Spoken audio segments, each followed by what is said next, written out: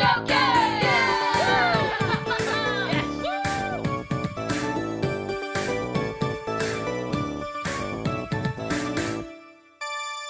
So perhaps in a decision that should have been made many years ago, Rocksteady is reportedly working on a new single-player Batman game.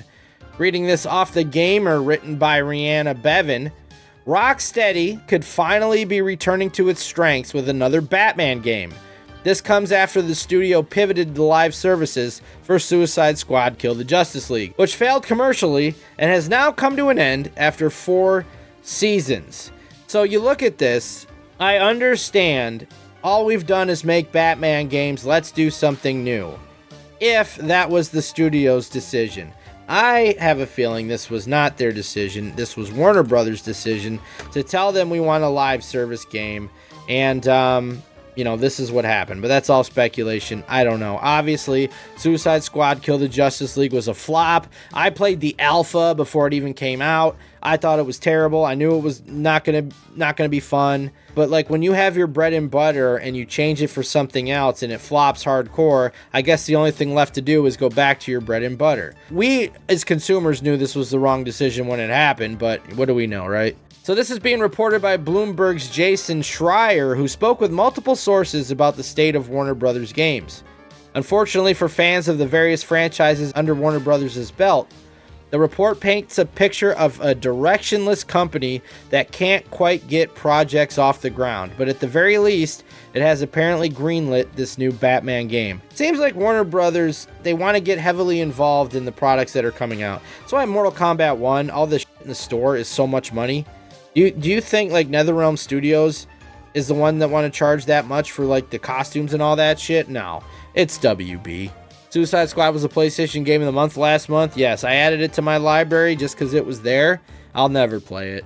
Rocksteady isn't the same team now. They were changed for a bunch of goofs. Any game they make will be bad, and they will run it through the sweet baby ink filter. That is a great point. How many people from the original Batman Arkham trilogy are still at Rocksteady? We know the guy that ran the company, Sefton Hill, I think his name was. He left. I think the number 2 guy also left. So how many creative and how many developers that made the original trilogy are still at Rocksteady? Is this just going to be like a whole bunch of different people making the game? And if so, how much of the framework is still there for them to make it as fun as the original trilogy? Or are they going to be starting from scratch, making something completely new, and what made the original trilogy special may not be there? $20 for a rainbow Batman skin. That's all WB, man. That's all WB. I guarantee you the developers would never want to charge that much. Origins wasn't great, so it's possible to make a bad one. Yeah, Origins was a different studio. Origins was WB Montreal. That right there kind of shows you what a game could be when it's made by different people. So yeah, Origins was not made by Rocksteady. So in the report, Schreier writes that Rocksteady is currently looking to return to Batman for a single-player game. This will come as a great relief to fans of the Batman Arkham games, as many were disappointed the second it was revealed that Suicide Squad would be a live service. After that failure, it appears that the studio is allowed to return to its roots, sadly after rounds of layoffs. Listen, this is, in my opinion, and this may sound harsh and cold, the only time layoffs are sad is if it's not the fault of the people involved. And what I mean by that is, if a bunch of people at Rocksteady got laid off because of Suicide Squad, if that was their choice to make the game, then I don't feel sorry for them. If it was WB's choice to make the game, then I feel sorry for them. If game employees, company employees make horrible decisions and make horrible games, I don't feel sorry for them when they get fired, especially when the consumers are asking something else. But I do feel sorry for them if it wasn't their choice. Also mentioned in the report, Monolith's Wonder Woman game is struggling. Despite being revealed all the way back in 2021, we may not have anything from it soon, as it was reportedly rebooted last year and given a new director. According to Schreier, the game is still years away from release if it ever makes it to market. Wonder Woman is already said to have cost Warner Brothers $100 million without much to show for it. This is why studios go out of business. This is why. because you guys make games that are way too expensive and you don't even finish them. $100 million with nothing to show. What is wrong with you people? So don't blame the fans for not buying your games when you go out of business. Blame yourselves for your own idiotic decisions to spend $100 million on a Wonder Woman game that nobody's even seen a screenshot of. And why are you making a Wonder Woman game anyway? Who wants that?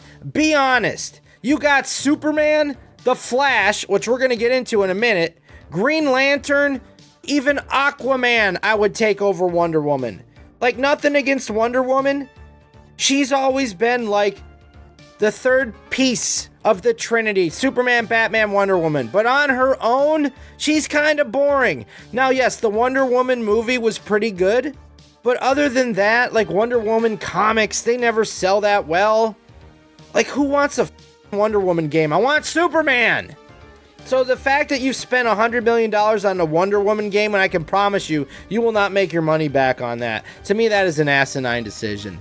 I tried out Gotham Knights when it was free and the movement was terrible. I never played that one. It did not look interesting to me. Game budgets are so high and bloated now that they have to grift and squeeze the gamers just to try to break even. The industry needs a burst. Yeah, they need to stop. They need to stop making games so damn expensive so the grass moves in the wind. $100 million was just on the coffee, counseling, and the office ball pit in California. You know what? How much did they spend on stupid like that? How much have they paid hundreds of employees and made nothing back from it? This is why studios go out of business. Games take so long to make. They pay so many people to make it over a long period of time. And then, like, holy, we spend $500 million on a game. Why didn't we make any money? Because you spent $500 million on the game. Companies trying to appease literally everyone at the expense of the core audience. What happens when you try to appease everyone? You appease no one. It would be awesome to get a new Batman game if it's like the old Batman games. But that's not all for DC, because reportedly, they were interested in making games for The Flash and Constantine, and they ended up scrapping all those plans as well. Warner Brothers Montreal is reportedly working on a Game of Thrones game after having pitches and projects based on The Flash and Constantine canceled. So this must be a different Game of Thrones game than the one we saw revealed at the Game Awards. I don't remember who was making that one, but this must be a completely different one. This was written by George Foster on The Gamer, I forgot to say. According to Schreier, WB Montreal initially wanted to make a 1.5 version of Gotham Knights that would fix some of its flaws, but that was quickly rejected. Montreal then pitched an idea for a game based on John Constantine, which initially caused excitement, but then was rejected due to budget and timeline issues. What would be the timeline on that? It's not like Constantine is this huge popular character with a big movie coming out that they would have to get out in a certain amount of time. That's weird. It is weird. I don't think he's popular enough to sell a game, but that's just my opinion.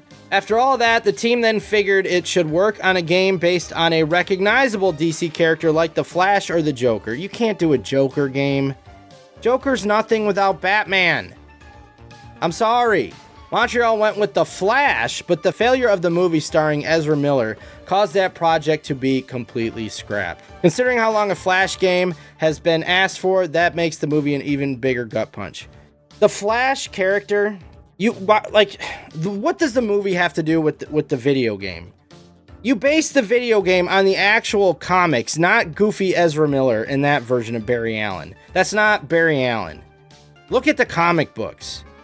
Hell, you could even base it on the TV show, which was better, than the movie Flash, in my opinion.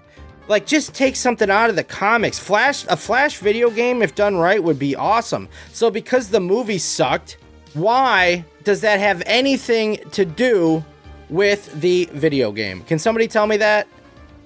Like, if you don't like the Superman movie and you're a big Superman fan, would that make you not want to get a Superman game if it's good?